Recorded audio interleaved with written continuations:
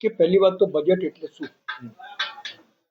Budget ચાહે ઘરનું બનાવો, ચાહે કોર્પોરેશનનું બનાવો, ચાહે રાજ્ય સરકારનું બનાવો, બજેટની અંદર તમારી શું આવક છે, શું જાવક છે, તમારી આવકમાંથી તમે શું કરવા માંગો છો, આ બધું બતાડવાનું હોય. ખાલી વાયવાથી બજેટ નથી બનતું ભાઈ મારા. આજે 30-33 વર્ષથી તમે બજેટ બનાવો જ છો ને વાયવાય થઈ રહી છે, અને દરેક વખત તમે કહો છો કે ખૂબ વિકાસના કામો લીધા છે હાથમાં, તો અત્યાર સુધી વિકાસ જ નથી. કે બજેટની ઉપર ગંભીરતાથી ચર્ચા થવી જોઈએ.